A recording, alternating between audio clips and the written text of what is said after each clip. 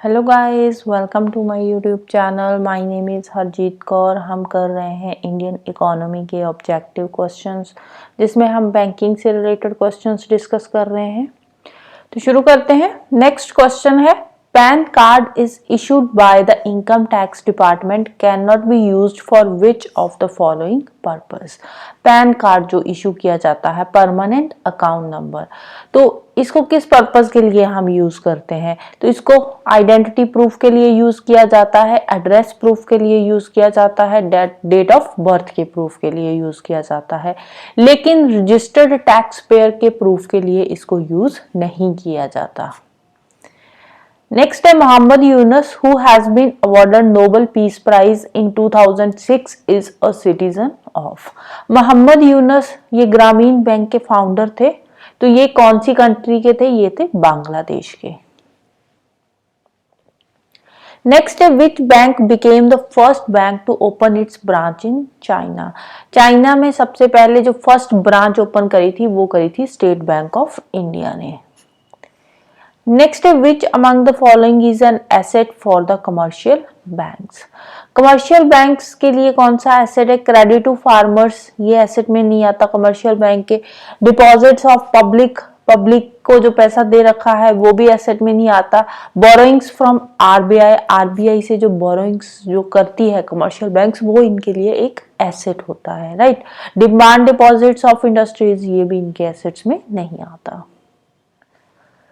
Next, the banks are required to maintain a certain ratio between their cash in hand and total assets. This is called, जो banks अपने पास cash की form में पैसा रखती है उसको क्या बोलते हैं? Cash reserve ratio, CRR.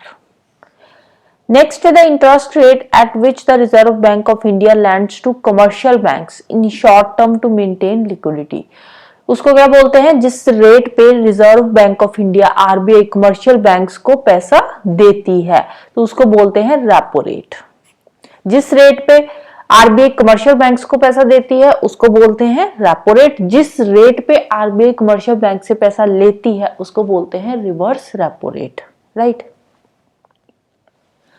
Next, which one of the following banks give long term loans to the agriculture sector में लॉन्ग टर्म लोन्स कौन सी बैंक्स देती है? तो वो देती है state cooperative bank. Next, which of the following is the most important component of the liabilities of commercial banks in India. Commercial bank की सबसे इंपॉर्टेंट लायबिलिटी कौन सी है? वो होती है उनके डिपॉजिट्स जो होते हैं ये कमर्शियल बैंक्स की लायबिलिटीज होती है। नेक्स्ट है, which one of the following is not an apex institution. Reserve bank of India apex है, नबार्ड हो गया, सिडबी हो गया, लेकिन स्टेट कोऑपरेटिव बैंक्स ये एपेक्स इंस्टीट्यूशन में नहीं आता। नेक्स्ट है, which one of the following is not a functions of the reserve bank of India. Credit control करना आरबीआई का काम है। As apex body of scheduled commercial bank, scheduled commercial banks की तो एपेक्स बॉडी है ना, तो इसकी तो हेड आ जाती है reserve bank. Formation of monetary policy बनाना ये काम आरबीआई का है। क्रेडिट क्रिएशन का काम होता है कमर्शियल बैंक्स का, राइट। नेक्स्ट है, NPA non performing assets in commercial banks means. Non performing assets कौन से होते हैं? जैसे किसी पर्सन ने लोन लिया, 90 डेज हो गए, ना तो उसने इंटरेस्ट वापस किया है उसमें से, ना ही कोई प्रिंसिपल अमाउंट में से कोई पैसा अभी तक बैंक को दिया है, तो 90 डेज के बाद वो जो लोन होएगा वो एनपीए में जो है एंटर कर जाएगा, वो एनपीए बन जाएगा, नॉन परफॉर्मिंग एसेट्स, जिसको और क्या बोलते हैं? जिसको बैड लोन्स भी बोला जाता है, राइट। तो नॉन परफॉर्मिंग एसेट्स कौन से हो गए? लोन्स इन विच इंटरेस्ट और principal amount is not recovered. ना तो अभी तक उसका 90 डेज हो चुके हैं, ना तो कोई इंटरेस्ट रिकवर हुआ है, ना ही कोई प्रिंसिपल अमाउंट रिकवर हुई है। Next, bank rate is the rate at which. Bank rate क्या होता है? जिस रेट पे आरबीआई कमर्शियल बैंक्स को पैसा देती है। The RBI gives credit to the commercial banks. Next, which of the following is the most important component of the liabilities of commercial bank in India? Commercial bank की liabilities कौन सी है? Deposits में भी time deposits जो आते हैं most important component में आ जाते हैं। नेक्स्ट है open market operations of reserve bank of India refers to. Open market operations में क्या होता है? ओपन मार्केट ऑपरेशंस में जो सिक्योरिटीज होती है उनकी बाइंग और सेलिंग होती है, राइट, सेल परचेज होती है सिक्योरिटीज की। तो आंसर क्या आ जाएगा? Trading in securities. नेक्स्ट है an increase in CRR by the reserve bank of India results in. अगर आरबीआई सीआरआर इंक्रीज करती है, कैश रिजर्व रेशियो, कैश की फॉर्म में जो पैसा रखना होता है, अगर सीआरआर रिजर्व बैंक इंक्रीज करती है तो उससे क्या होगा? इकोनॉमी में जो लिक्विडिटी है वो क्या हो जाएगी? डिक्रीज हो जाएगी। तो आंसर आ जाएगा option B, reduction in the liquidity in economy. Next the headquarter of RBI is situated at. RBI का हेडक्वार्टर कहां पे है? मुंबई में।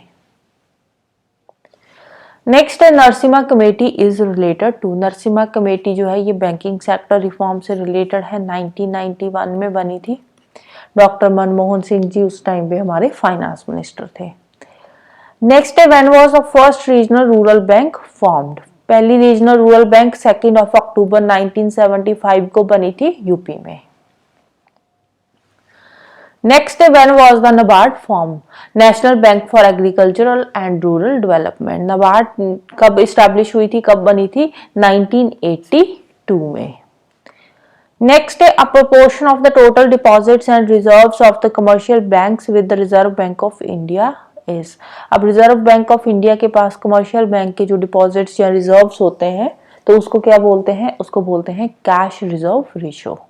क्योंकि कुछ जो पैसे होते हैं, कुछ जो कैश होता है वो कमर्शियल बैंक्स ने आरबीआई के पास रखना ही होता है अपने टोटल डिपॉजिट्स का कुछ पार्ट। जैसे अलग अलग होता है 4%, 5% कितना रखना है, जितना भी है उसका जो कुछ परसेंट होता है 4-5% जो भी इसकी लिमिट होती है उतना इनको कमर्शियल बैंक्स को आरबीआई के पास रखना ही पड़ता है।